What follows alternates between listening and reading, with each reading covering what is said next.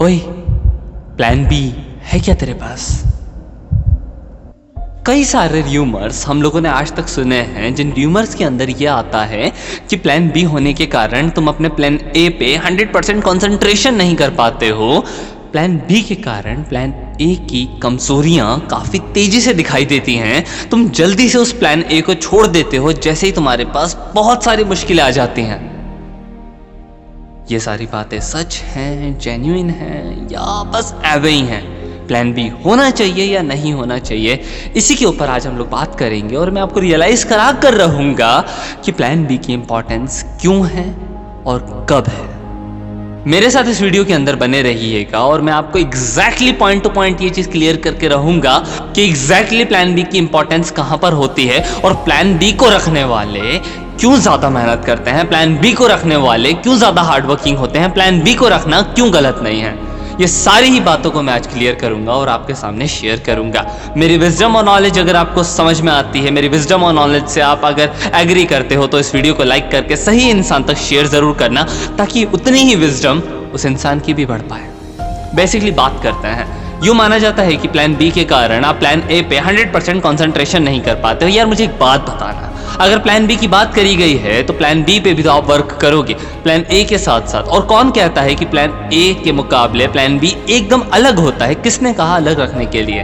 Imagine करना, आप एक म्यूजिक इंडस्ट्री के अंदर गए हो, आप गाना गाते हो, आपका प्लान ए है कि आप एक बहुत बड़े म्यूजिकल आर्टिस्ट बनोगे, लेकिन बाई चांस, बाय डिफॉल्ट, इतनी सारी पब्लिक के कारण आप उस लेवल तक नहीं पहुंच पाते हो और आपका सर्वाइवर प्लान ए के कारण फेल हो जाता है।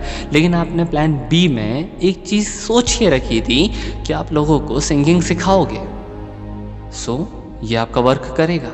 प्लान ए के अंदर आप एक यूपीएससी को क्लियर करना चाहते थे, प्लान ए के अंदर आप किसी एग्जाम को 5 से 6 साल तक क्रैक करने की कोशिश कर रहे थे, लेकिन अगर नहीं कर पाए गलती से सीट्स की कमी के कारण, तो प्लान बी के तहत आप ट्यूशन्स लेने लग जाओगे, आप लोगों को उसी एग्जाम के बारे में पढ़ाओगे।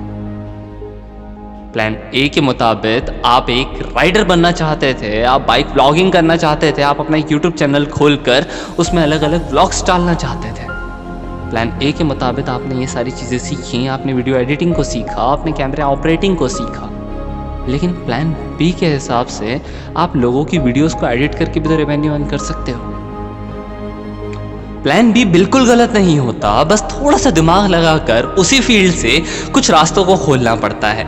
इन रास्तों को खोलने के लिए लेकिन मेहनत ज़्यादा लगती है। रीज़न, प्लान ए पे वर्क करते करते थोड़ा सा रेस्ट का जो टाइम मिलता है, उस टाइम पीरियड में आपको प्लान बी पे वर्क करना पड़ता है, जो कि अक्सर लोगों से नहीं होता।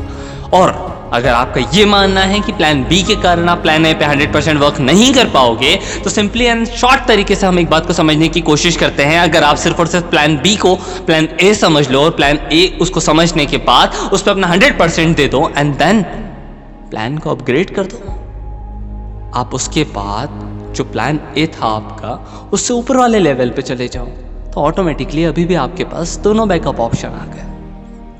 सो इट मीन्स प्लान बी की इंपॉर्टेंस इस लाइफ के अंदर काफ़ी ज़्यादा होती है। आपको बस थोड़ा सा अवेयर रहना है, आपको बस थोड़ा सा अपना दिमाग खोल कर रखना है।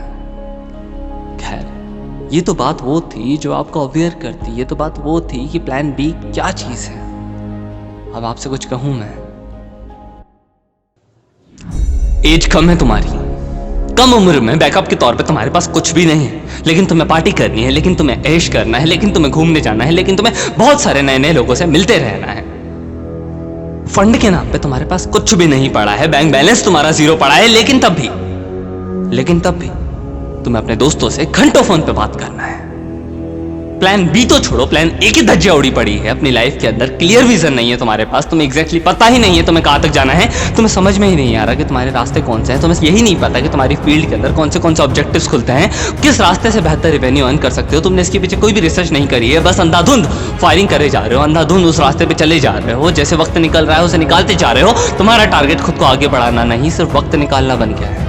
एक बार सोचो, खुद से पूछो, एक सवाल रखो अपने दिमाग के अंदर कि अगर गलती से ये लाइफ तुम्हारी जैसी अभी चल रही है अगले 10 साल बाद भी वैसे ही चलती रही, तो क्या इस जिंदगी के अंदर जी पाओगे? क्या जिंदगी के अंदर अपने आप से शक्लें मिला पाओगे? क्या जिंदगी के अंदर अपने दोस्तों को फेस कर पाओगे? क्या जिंदगी के अंदर अपने मम्मी पापा को उसी जगह पर रखकर देख पाओगे?